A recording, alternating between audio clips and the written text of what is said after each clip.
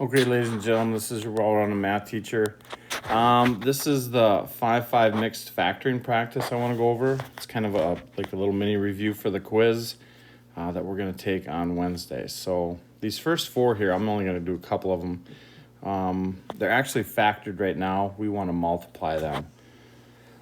I'm going to show you a couple methods. A lot of you like the box method, so I'll do that first for this one. Number one. So I'll make our box. I'll put x minus 4 up here and x plus 7 down this column, down this side. So you multiply, for the first box, you multiply the first row by the first column. That's x times x, that's x squared. Then multiplying this x times the negative 4, and I get negative 4x. On the bottom, we're going to multiply by 7. 7 times this top x is going to give me 7x. And then finally, the 7 times the negative 4 is negative 28. These two terms are both x terms, so I can combine those. So my actual answer is going to be y equals. You don't have to have the y equals, but it is y equals, so we'll put that in there. X squared, the 7x minus the 4x, those like terms are going to give me plus 3x, and then minus 28. And then we're done. Now you could also do it this way. This is the way I usually do it. It's just distributive property twice. We take each term in the first binomial and multiply it by each term in the second binomial. So I'm just going to distribute the x times the x is going to give me x squared. X times 7 is going to give me 7x. Then we got to work with the negative 4. Negative 4 times x is negative 4x, and negative 4 times 7 is negative 28. These two terms, once again, are like terms, so y equals x squared. Combining those like terms is going to give me plus 3x minus 28, and we're done. Okay? Number 2 and number 3 are very similar to that. Number 4 is a little bit different, so I'm going to show you that. It says x minus 8 squared, the quantity squared. So a lot of people think you distribute the 2 through there and just get x squared minus 8 times 8 is 64. Well, this is wrong. You actually have to multiply it by itself. You have to take x minus 8 times x minus 8 like this. I'm just going to use distributive property twice. You could use box method if you want. That's fine. But distributing the x first, I'm going to get x squared, and x times negative 8, that's negative 8x. And then going to the next term, negative 8, and multiplying it by both terms, negative 8x. Negative 8 times negative 8 is positive 64. So y equals x squared. The two negative 8s, some people think they cancel out, but they're both negative. So that's negative 8 plus negative 8, that's negative 16x. Plus 64. And we're done. So now we'll get into the factoring. Now it says write each quadratic equation in factored form. Excuse me. The first one, it's a general trinomial. There's 3 terms, an x squared, x, and a constant, but you should check GCF, greatest common factor. Now, not all 3 terms have an x, so I can't factor an x out. And they don't have anything in common number-wise. 1, negative 13, and 40. I can't factor anything out but 1. So this is just going to be straight up general trinomial. So to start out with, I'll take the 1 in front of the x squared here and multiply it by the 40. That's going to give me 40. So I want factors of 40 that add up to that negative 13. The only way that's going to work is if they're both negative. So I'll start out with 1 and 40. Remember, they both have to be negative. Negative 1 times negative 40 is 40, but it adds up to negative 41, so that's not going to work. Negative 2 and negative 20, that adds up to negative 22. Negative 4 and negative 10, that's negative 14, that's close. Negative 5 and negative 8, they add up to negative 13, so that's going to be negative 5 and negative 8 like that, and we'll go negative 5x, negative 8x. So now you can kick in the box method here, reverse box method. So we're going to kind of undo it. you put your terms in there. The first term you put in is your first term, your x squared term, and your last term, which is 40. The negative 13x is these two terms we got from the x method. So I'll do negative 5x and negative 8x. So what can I factor out of this first, or this top row here? X squared and negative 5x, the only thing they have in common is x.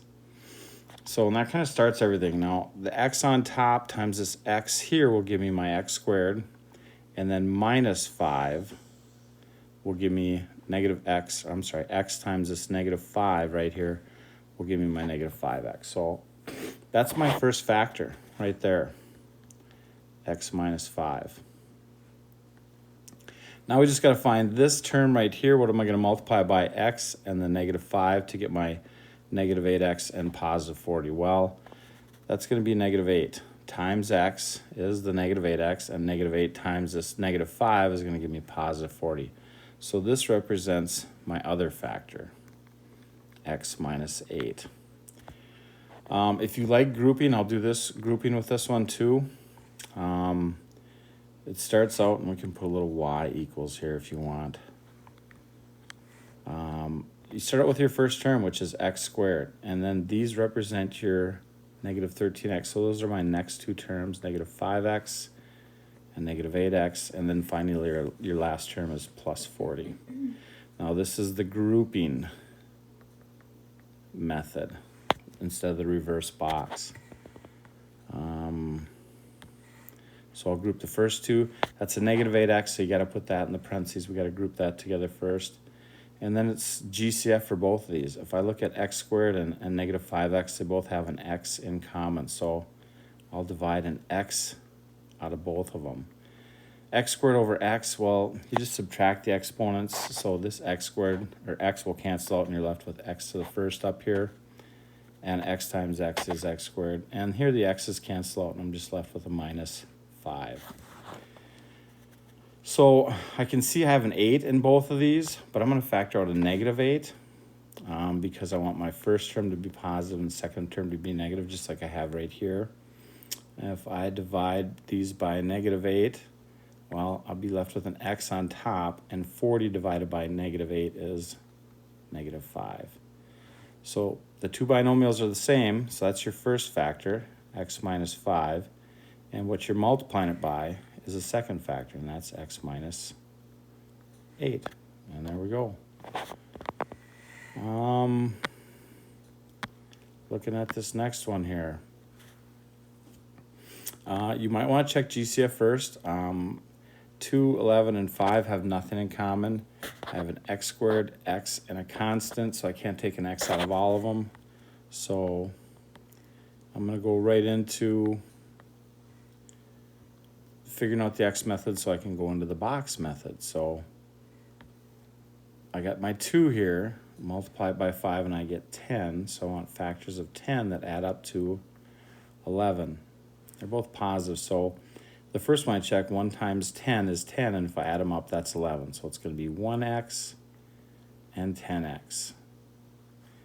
So I'm going to set up the box method.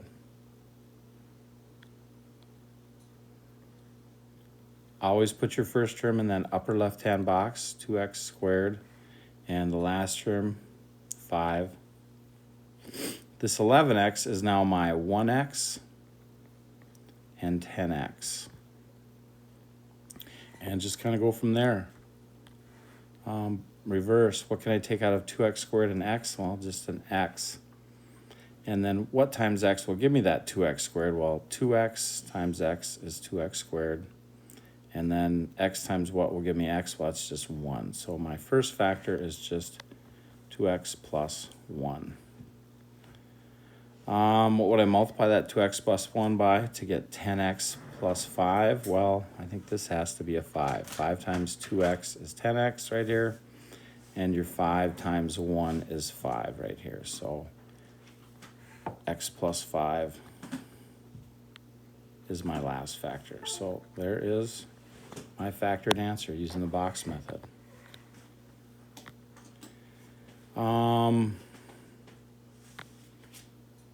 Yeah, number 7. Now, some people look at that like, Well, there's no x term, so I could say x squared plus 0x minus 16.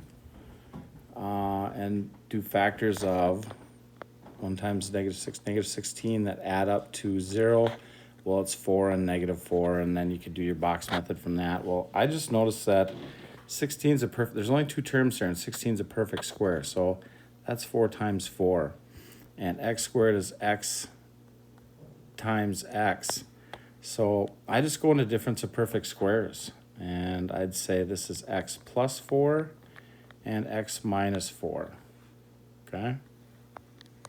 Or you could set it up like this and do your box method if that's what you choose to do. Okay? It's no different than if I had 25x, hold on.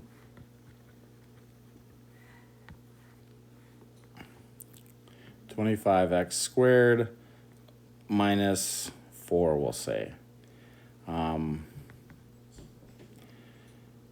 There's no x term. You could set it up with 0x and go from there. It'd be pretty complicated, but you could do it and use the box method. But I just noticed that 25 is 5 times 5, and 4 is 2 times 2. There's no greatest common factor here, so I can't use that. I would say this is 5x and 5x, 2 and 2, plus 2 and minus 2 to get this -4 here. This is difference of perfect squares, and that's factored. That's good to go.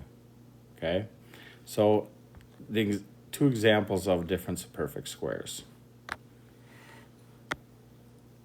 Last one here. You should check GCF first. Greatest common factor, 4, 15, and 25. 15 and 25 are divisible by 5, but not 4 isn't. There isn't an x in all my terms, so I'm just going to do the general trinomial for this.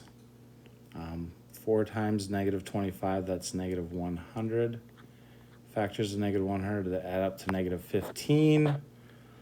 One's got to be positive, one's got to be negative, so I'll start out with maybe -1 times 100. Well, that's 99, that's not even close. -2 times 50, that's 48. Even if I switch to positive and negative, it'd be -48, that doesn't help. -4 and 25, 21, so we're getting a little bit close. How about -5 and 20? Well, the difference is 15. But I want -15, so I'd have to be +5 and -20. So I'll say 5 and 20. I multiply them, I get, wait a minute, -20, sorry. Multiply them, I get -100, add them, I get -15. So 5x and -20x, so what we're using. Could do the box method. I'm just going to do grouping here so you guys get a little practice with grouping if you like that, but you can do box if you want. Start out with first term, 4x squared. Then these 2 terms add up to your -15x. So I'm going to go plus 5x minus 20x minus the last term, which is 25. So I'll group these 2 together and these 2 together. And remember, you don't have to do grouping. You can do box method if you rather do the box method on this. For the first 2, all I can take out is an x. So I'm going to take that x out. And I'm left with, if you divide both of these by x, let's move this down a little bit. I'm going to get 4x, because I have a 4 right here over 1. And the x cancels out, and this would become x to the first if you subtract exponents, so just 4x. Plus, well, the x's cancel out, and I'm left with 5. So 4x plus 5. Minus, because I want to factor a negative out of both these, so I can get 2 positives in the parentheses. And looks like both these are divisible by, we'll say, -5. Negative divided by negative is a positive. So 5 goes into 5 once, it goes in here 4 times. So my first one is 4x again. Negative divided by negative is a positive. 25 divided by 5 is plus 5. So my first one is 4x plus 5. And I'm multiplying it by the x minus 5. So y equals 4x plus 5 and 4x minus 5. Okay, so the rest is your guys' practice. But we'll look at a couple of these. I think you can do 9 and 12 pretty easy. So I'll let you do that. I want to look at number 10. This one's a little bit different. You think, hey, 4 is a perfect square, but 2 is not. But if you look at both of these terms here, there's two terms, so you might think it's different to perfect squares, but it's not in this case. They have something in common. I'm going to use GCF here. I can take a 2 out of both those, so I'll say y equals 2. And I think I can take an x, yeah, I can take an x out of both of those. So 2x times what? Well, here the 2's cancel out. X squared over x, that's just going to leave me with an x. Here the x's cancel out, and 4 divided by 2 is 2. And this would be my answer, just greatest common factor. 9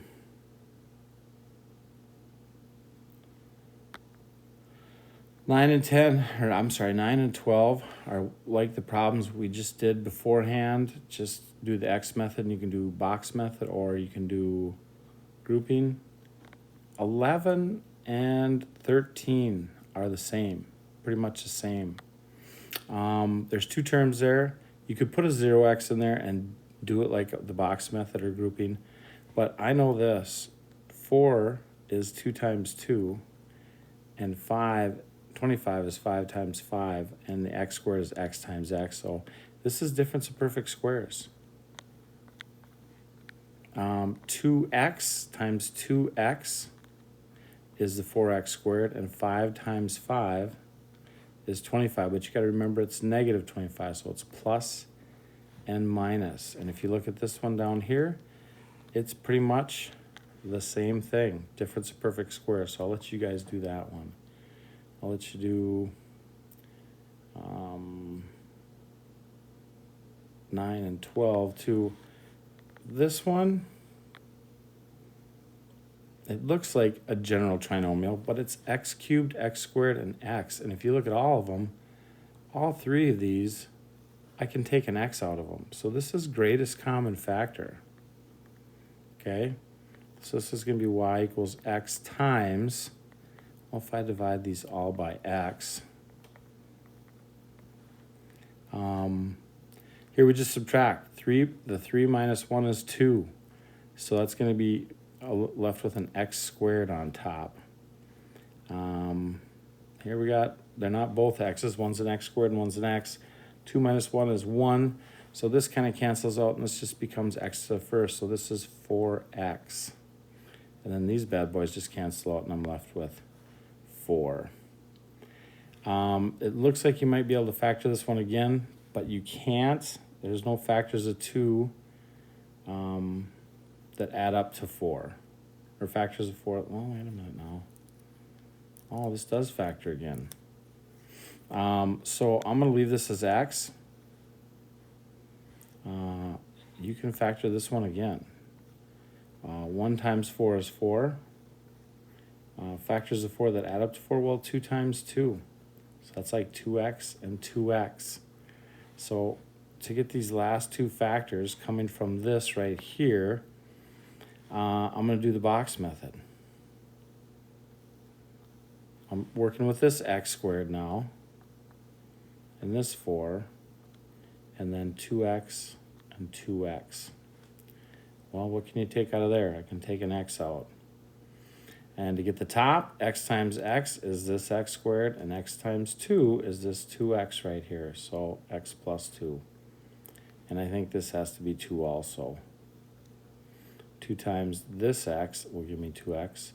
And this 2 times this 2 will give me the 4 that they both line up with. So x plus 2 and x plus 2.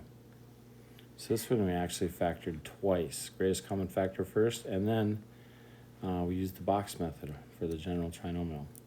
So I'll let you guys finish this up. If you have any questions on it, you can send me a message, but we are done.